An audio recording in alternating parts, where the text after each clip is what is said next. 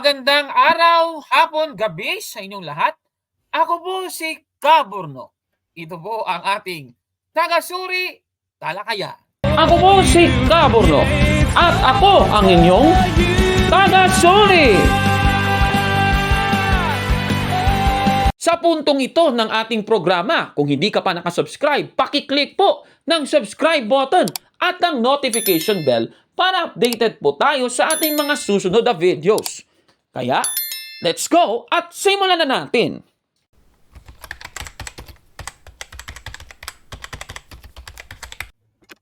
At sa ating episode ngayon ay, grabe talaga ito. Matatawa po kayo sa ating episode ngayon dahil meron tayong susuriin lang at pag-uusapan.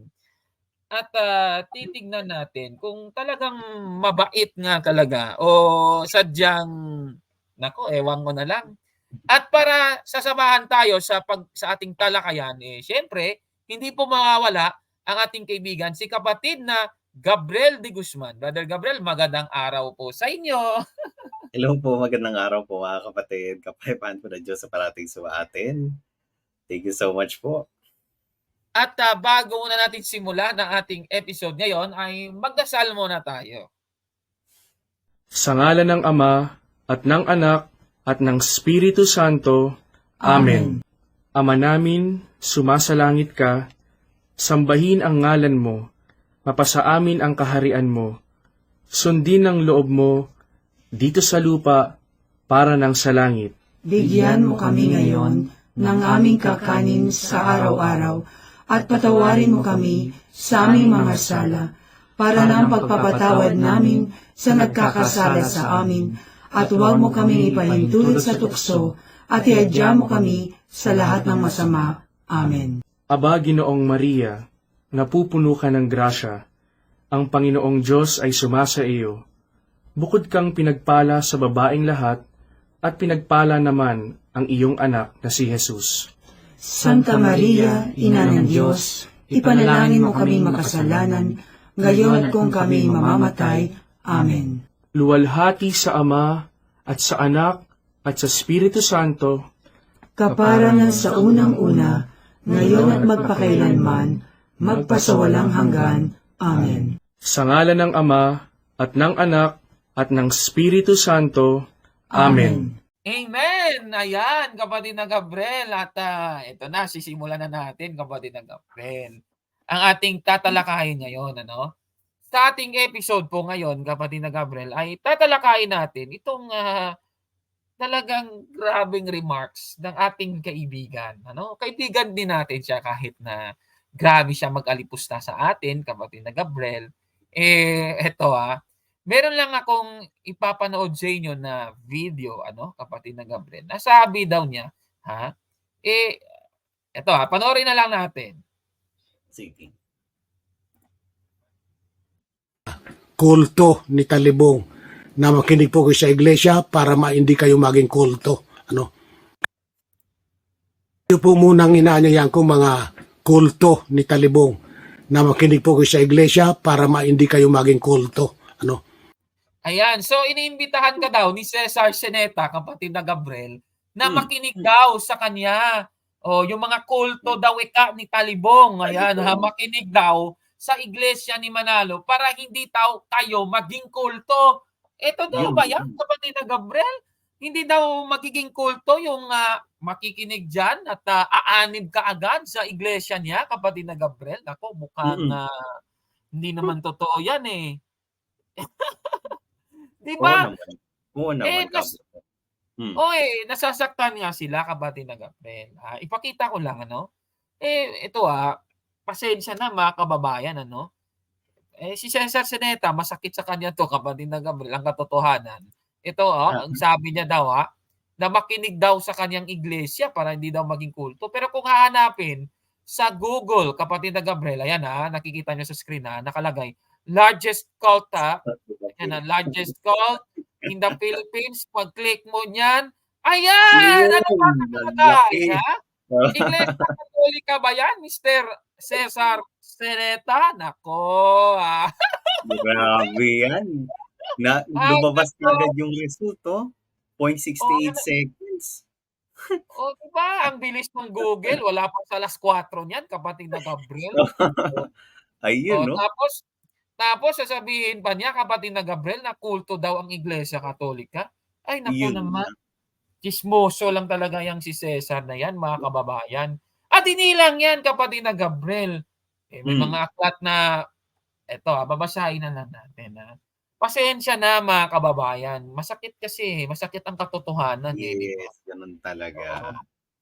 Oo, gano'n talaga. O eto, iyan, Google ang nagsabi niyan, hindi po tayo, Pinakita lang natin 'yan, 'di yan paninira, ayan, na 'yan ang nakalagay. O eto pa, o ito siguro baka sasabihin ng mga manalista, sila yung sinisiraan, hindi po, binabasa lang natin. Halimbawa ito, yung, The New International Dictionary of the Christian Church. Ano bang Church. nakalagay diyan, kapatid na Gabriel? Basahin natin, ano ba ang sinasabi? Pakibasa, kapatid na Gabriel. Opo. Ayan, sa Tagalog na po. Ang Pilipinas ay gumawa ng sarili nitong mga kulto. Ayan, higit sa lahat, ang Iglesia ni Cristo o Church of Christ. Ayan, na itinatag noong 1914 ni Felix Manalo at nag-aangkin ng ilang milyon. Ayan po. Oh, hindi po ako nagsabi niyan, hindi si Brother Gabriel. So, huwag niyo kaming Hmm. kagalitan. Nasa libro 'yan, Opo. kapatid Gabriel. O, 'di ba? Sorry Oo. na lang, binasa lang natin. At, hindi lang 'yan, kapatid na Gabriel, mapapatunayan naman talaga natin na tama yung sinasabi diyan. Bakit? Sino ba ang magko-confirm? Hindi naman tayo, Brother Gabriel. Alam mo ba kung sino Hmm. magko-confirm niyan? Sino po? Eto, yung kaibigan mo mismo, si Ah, Cesar sige. Ceneta. Tatanungin natin, kailan ba itinatag? Kailan ba yung anibersaryo? Kasi noong July, Hmm. nag-anibersaryo sila. Ilang taon yun? Ilang taon na ba sila? 2,000 years ago na ba sila? Panoorin natin, mga kapatid. Na Hulyo 27. Oh, 109th year anniversary na. 109th year anniversary na. 109th year anniversary na. Ayun, 109th year anniversary na. Ibig sabihin, Brother Gabriel, nako, akala ko 2,000 years ago. Naku Yun naman. lang. So Yun yun lang ang ay magpapatunay, Brother Gabriel, na tama talaga yung nakasulat sa aklat na ito. mm. Kung tama yung 1914 na itinatag daw ni Felix Manalo, lumalabas kulto nga. Tama nga talaga yung libro, 'di ba? Pasensya na, mga kababayan, binasa lang natin, kinonfirm pa ni Cesar Ceneta. Yun Anong tawag diyan, 'di ba? Naku, hulog multo na hulog talaga. talaga. Yun Mm. talaga ang sinasabi. Sorry na lang. Isa pang aklat, Brother Gabriel, baka masakit, dadagdagan pa natin. Ito, Christianity in, Southeast Asia. Basahin natin, kapatid na Gabriel. Ito, yung sinasabi ng libro. Ito ang, nakasulat sa page 29 to 30. Lakihan lang natin. Pakibasa, kapatid na Gabriel. Opo. Sabi dito sa Tagalog na po, ang isa pang makabuluhang tampok ng Kristyanismo sa Pilipinas ay ang malakas na presensya ng mga grupong marginal, madalas na tinutukoy bilang mga kulto o mga sekta, na itinuturing na lumilihis sa ilang mga punto ng teolohiya o pagtuturo mula sa Orthodox Protestant Christianity. Ayan, so yung binabanggit dito, yung mga grupong marginal, kapatid na Gabriel, mga kulto pala yun, sabi dito. Ano ba yung Hmm. mga marginal groups na tinutukoy ng aklat? Ipagpapatuloy natin ang pagbasa. Sino-sino ba yon? Patuloy natin. Opo. Sa mga marginal na grupo, ang pinakakilala ay ang homegrown na Iglesia ni Cristo, Church of Christ, na tinatayang 5 o 6 na milyong adherents ay mas malaki pa kaysa sa Jesus Miracle Crusade. Ayan, 2 kulto yung binanggit dyan, kabor mo. Dalawang kulto kaagad, grabe. Di ba? Yan ang sabi ng aklat, Brother Gabriel. Binasa Mm. lang natin yan, di ba? Ay, naku naman, baka sasabihin naman ni Cesar Ceneta, paninira lang yan, paninira. Di yan Yun paninira. lang. Sa libro yan, O nasa Google pa nga yan eh. Brother Gabriel, pakita natin ha. Mm. Nasa Google yan o. Ayan o. O, paninira pa yan o. Yun. Ibig sabihin, yung Google, yung naninira, Mr. Cesar Sineta, yan ang lumalabas yan. O, diba? Ay, kawawa naman. Tapos sasabihin niya daw, ulitin nga natin yung sabi niya, panoorin natin ulit, kapatid na Gabriel. Kayo po munang inaanyayahan ko mga kulto ni Talibong na makinig po kayo sa iglesia para hindi kayo maging kulto. Oh, di daw tayo magiging kulto. Pero yung ending, mas malala, Brother Gabriel, kasi largest cult in the Philippines daw. Ayan o. Ayan o. Largest cult in the Philippines ang nakalagay o. Hindi naman Roman Catholic Church yan, Mr. Cesar Sineta. Nako Oh, diba? Oh, kawawa. Oh, paninira yung alam niya sa Iglesia Katolika. Kaya kung babalikan mo ngayon ng katotohanan, nako, iba-iba yung sinasabi. Alam mo na, Brother Gabriel totoo naman yung sinasabi natin. Pero yung ginagawa niya, pamemersonal kay Cabornok. Alam mo naman, yan ang masaklap doon. Ito talagang si Cesar Sineta, kahit na masakit naman na sabihin, pero totoo lang yung sinasabi natin. Kahit masakit yung katotohanan, ayaw kasi niya. Ayaw niya, no? Ito kasi, ito masaklap ito, panoorin ninyo. Pati mukha ni Cabornok, grabe, binanatan niya. Panoorin natin. Malaswa ang itsura. Malaswa po ito. Hindi po ito matinong tao. May sira ang isip nito. Ito po talaga maliwanag. Klaradong-klarado may sira ang isip nito. Isip-isipin nyo nga harap yan sa YouTube na ganyan ang itsura. Burnok, napakalaswa mo. Hindi ka ba nahihiya niyan? Di ba? Burnok, malaswa ang itsura mo. Di ba? Wala. Sira pala yung ulo ko, Brother Gabriel. Di ba? Ang tindi mo naman. Nako.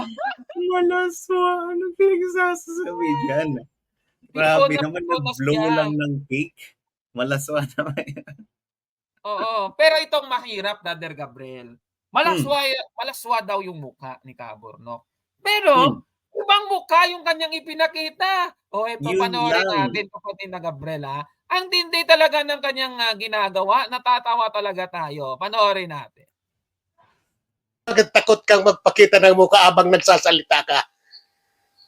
Ngayon, nagkamali ka. Ito ang mukha mo. Yan mga kaibigan, si Burnok. Tandaan niyong maigi ang mukhang yan. Ayan. Hindi po Pilipino yan.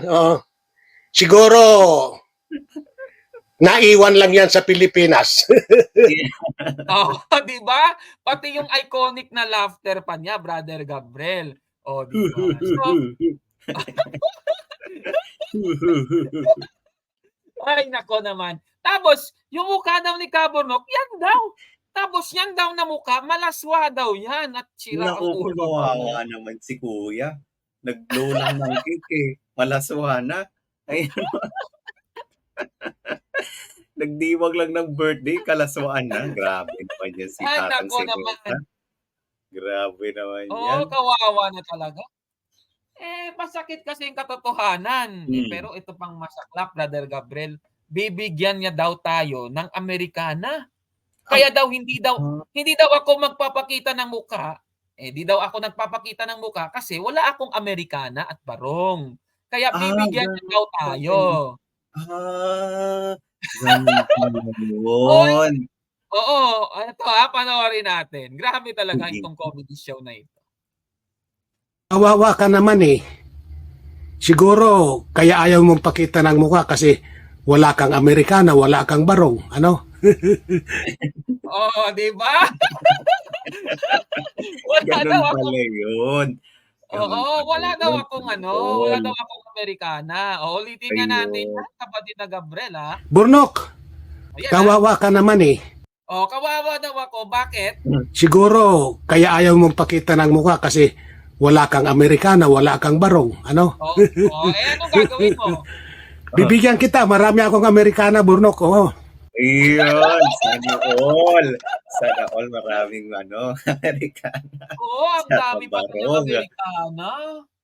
Ay, Oo. Brother Gabriel, O, All. Cesar Sineta, ihanda mo na lang yun yung Amerikana mo. Hindi ko sasabihin kung kailan mo gagamitin. Huwag na nating sabihin, baka ma-double meaning tayo. Okay ba? Okay. Mahirap na. Mm. Masaklap yan. Ganun talaga sila, mga kababayan. Ano masasabi niyo sa kanyang mga sinasabing yan, ano? Yung mukha ni Cabornok, ulitin nga natin yung mukha daw ni Cabornok. Ano daw yung mukha ni Cabornok? Panoorin na. Malaswa ang itsura. Malaswa po ito. Hindi po ito matinong tao. May sira ang isip nito. Ito po talagang maliwanag. Klaradong-klarado may sira ang isip nito. Isip-isipin nyo nga harap yan sa YouTube na ganyan ang itsura. Burnok, napakalaswa mo. Hindi ka ba nahihiya niyan? Di ba? Hindi ba daw ako nahihiyan yan, Brother Gabriel? Na yung mukha daw na gusto niya sabihin, ang mukha na yan, Grabe naman, kawawa naman si Kuya. Naaawa tuloy ako kay Kuya eh. Nagdidiwang na lang ng birthday. Naging malaswa pa. Kawawa Ay, naman si nako. Kuya. Ay, nako, ang tindi mo naman. Nako, ang Grabe tanda-tanda naman ni yan. Cesar Sineta, talagang comedy show, pinagtatawanan na lang siya natin kasi grabe talaga kung mag-personal ito si Cesar Sineta. Hindi na kasi kaya yung ating mga argumento. Yan ang ibig sabihin. Yun. Oo, talo na kasi siya. Pero Brother Gabriel, bago na natin ipagpatuloy, naalala mo, Brother Gabriel, yung aral na gustong ipahiwatig ng pamamahala ng Iglesia ni Cristo ni Manalo. Ito, kasi yung ginagawa nila, gumagawa sila nung comics. Nakita ko lang ito. Comics. Oo, Sige. ito basahin natin yung comics, Brother Gabriel. Okay. Solid INC, even online. Nakakainis magbasa ng mga comments na walang ibang layunin kundi siraan tayo. Okay. Gusto ko ng patulan ng mga comments nila. Buti na lang itinuro sa atin. We are Christians all the time, even online. Christians, even online, yan ba si Cesar Sineta? Grabe yan. Dalawa tuloy na isip ko kagad si Alpha Palpak tsaka yung Tatang Sineta. mga trigger sa iyo eh. Di ba? Kawawa naman kasi hindi kaya yung argumento ni Caborno kaya namemersonal na lang. Eto Mr. Cesar Sineta, nakalimutan mo. Ulitin na lang natin kasi yung sabi niya wala daw, ulitin nga natin para mas maganda. Sige nga. Tapos sasabihin mong matalino ka at pagkatapos pagpapakilala ka pang taga-suri. Taga-suri raw siya. Yan ang bagong tawag sa kanya, taga-suri. Di ba? Yan ang kanyang mga sinasabi. Grabe talaga siya, mga kababayan. Tapos sabi niya, ulitin nga natin yan, kapatid na Gabriel. Ito pong napakalaswa ang itsura. Ayan, Malaswa po ito. Malaswa daw ako. Yung mukha ko daw. Tuloy natin. Hindi po ito matinong tao. Hindi pa ako matinong tao daw, Brother Gabriel. Tuloy natin. Okay. May sira ang isip nito. Ito po talaga maliwanag. Klaradong-klarado may sira ang isip nito. Ay, grabe. May sira daw yung isip ko. Grabe naman yan. Ang bigat ng paratang niya, ha? Oo. Yan po, mga kababayan, galing po sa kuto. Diyan po sa pinakamalaking kulto sa Pilipinas, sabi daw ng Google, di po ako nagsabi niyan nasa screen na yan, yan po si Cesar Sineta. Ay nako naman, butata kasi palagi kay Caborno, kaya ano po yung mga sinasabi niyang kalokohan, kapatid na Gabriel. At nakakalimutan niya, kapatid na Gabriel, ano pa ang kanta nila diyan sa Iglesia ni Cristo ni Manalo? Mr. Cesar Sineta, habang pinapanood mo ito, makonsensya ka naman sana. Panoorin natin ito. Sige nga. Sa pagpo-post sa gamit natin na social media, kung saan tayo makalinga, anip tayo sa iglesia. Yan nagpo-post sa online si Cesar Sineta, kaanib siya sa iglesia. Eh ano bang paalala ni Eduardo Manalo sa kanya? Tuloy natin. Sige nga. Moderno na ang panahon ngayon, naganap na ang teknolohiya. Sari-sari ang mga click ngayon na tinatakili kahit mali na sa aral ng Diyos. Pero brothers, sisters, always remember that we're in the Church of Christ. Maging maingat sa pagpo-post kasi we're Christians even online. Oh, di ba? We are Christians even online daw. Yan ba Christians even online, kapatid na Gabriel? Yung mga sinasabi ni Cesar Sineta na sira daw ang ulo ni Caburnok, sira daw yung pag-iisip, tapos malaswa daw yung mukha. Pero yung mukha, hindi naman niya alam kung ano yung mukha. Yung mukha, ayan o, yan ang mukha Yun na na nga kanyang eh, gusto no? sabihin. Grabe yan. O, yan o, yung Oo. itsura niya na yan o. O, hindi niya ba tinitignan sa salamin yan, Brother Gabriel? Nako naman. O, ay, nako. Eh, yan mga Christians even online? Nako naman. O, ikaw, Brother Gabriel, Christian ba siya even online? O, ikaw, Brother Gabriel, ano masasabi mo sa kanyang, nako, nakakatawa talaga? Grabe naman yun. Di siya sumusunod dun sa nakakaya. Buti pa yung mga batang INC, mga kabataan, Christians even online daw. Samantalang siya, hindi naman pag-Kristiyano yun eh. Grabe, ang daming pinukul sa'yo na kung ano-ano. Klaradong-klarado pa daw, definite siya doon sa sinasabi niya. Eh wala namang katotohanan doon. Paano ngayon yan? O, di ba? So talagang palpak itong si Cesar Sineta, mga kapatid. O, ngayon, ito hindi lang yan yung ginawa niya eh. Nagmura pa siya. Minura nga niya tayo, Brother Gabriel, naalala mo? Ay, ganon? O, ito Oo, ito panoorin natin ulit yung video ng kanyang Sige nga. sinasabi.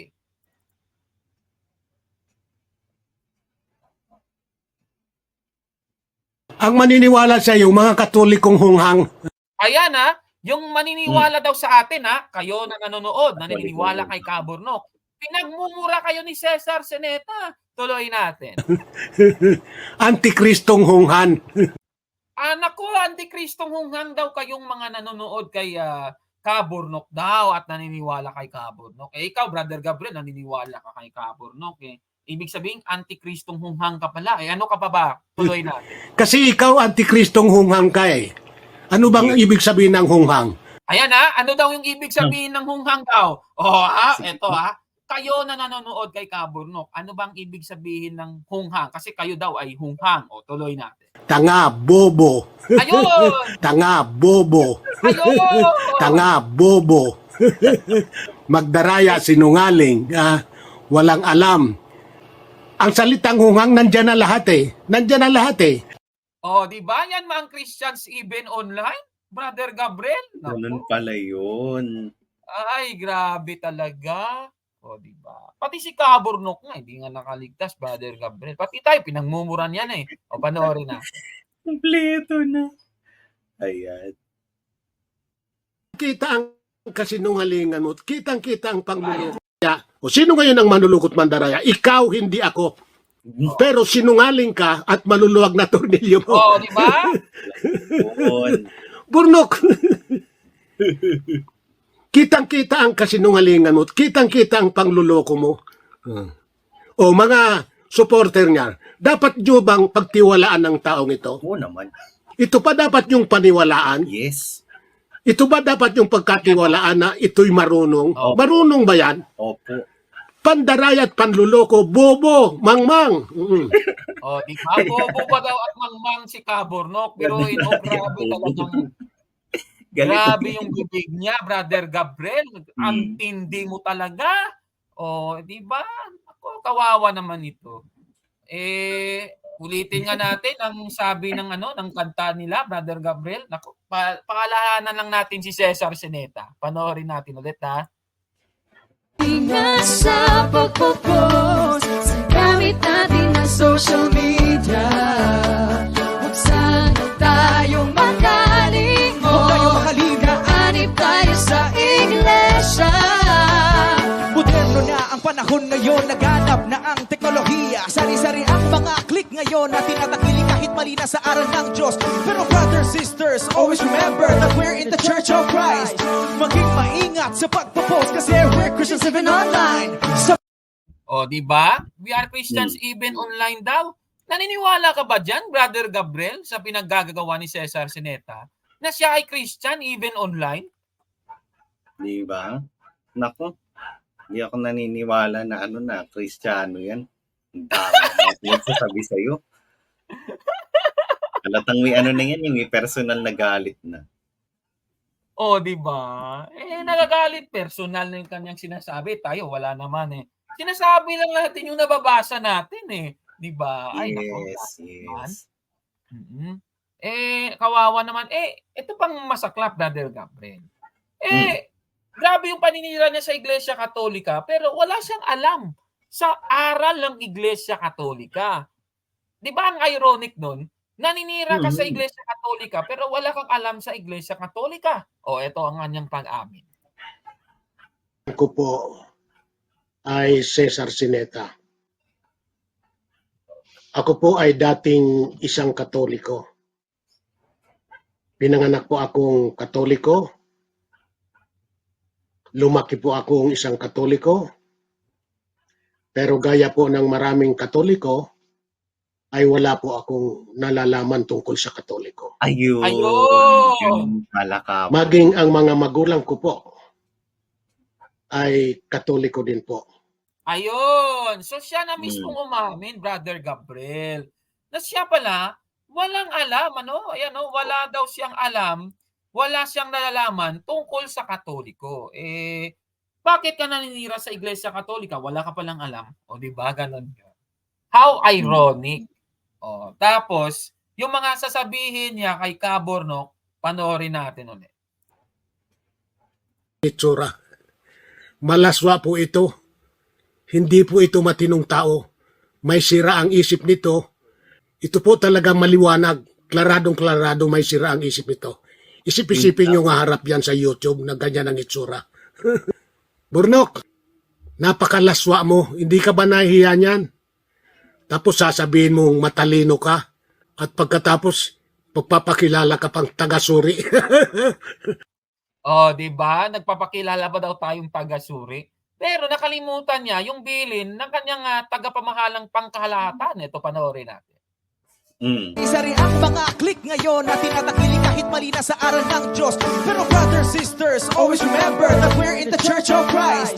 Maging maingat sa pagpo-post kasi we're Christians living online. O, di ba? O, yan ang kanyang nakakalimutan, Brother Gabriel. O, di ba? Ay, nako naman. Anong masasabi ninyo, Brother Gabriel, sa ating episode po ngayon? I-comment nyo na po sa baba, mga kapatid. Ayan. O, bago muna tayo magtapos, ikaw, Brother Gabriel, alam ko marami ka ring mga nanonood sa'yo na nasasaktan at nagko-comment. Yung iba nga, pame-personal sa'yo. Paano mo pa hinahandle yan, kapatid na Gabriel? Kasi Kaburnok, nasa isipan ko na kagad para, alam mo yun, hindi tayo talaga maging maapektuhan ng mga ganyang comment. Iniisip, kasi naging panatiko ako, Kaburnok. So, unang-una, naintindihan ko bakit naghihimutok yung mga damdamin ng mga napipikon sa atin eh. So ako, pag galibawa, pinipersonal na ako, lalo na kapag hinahangad na mamatay na ako. Mas matindi, mas masakit yung sinasabi sa akin, mas nakakatawa yun. Tinatawanan ko lang yan, nakakatawa lang yan. Kasi ganun talaga pag hindi mo kayang tanggapin yung katotohanan, di ba? Anong i-expect natin, di ba? Lalo na sa mga ganyan na panatiko. Pag nagsabi ka naman ng katotohanan dyan, sasabihin sa'yo, naninira ka. Di ba? Ang nakakatawa doon, naninira pag sinagot sila, kapag ini-expose sila. Pero pag inatake yung Iglesia Katolika, katotohanan daw yung sinasabi nila. Ay, nako. Ay, nako. Yan ang masaklap doon. Tayo naman, Brother Gabriel, yung mga pahayag na yan ni Cesar Sineta, ang masasabi ko lang, kung pwede lang magpakita ng muka at ipapakita ng ganun ba? Di ba? Gaganon ka na lang ewan ko sa iyo, bahala ka sa buhay mo, di ba? Good luck na lang sa iyo. Bakit? Alam naman nating totoo yung ating mga sinasabi. Di ba? Yun naman ang nakikita natin sa libro, sa internet. Grabe kung manira si Vaccine. Cesar, Brother Gabriel, eh. Yan ang Mm. masaktan. Diba?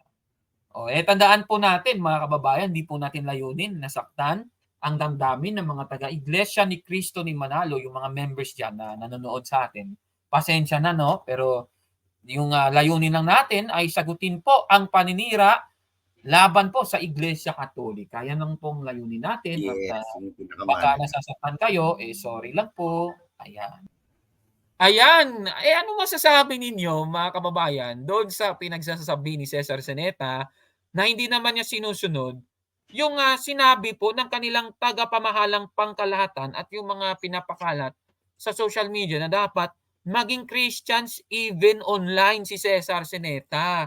Parang hindi naman ginagawa ni Cesar Zeneta niyan, Brother Gabriel, di ba?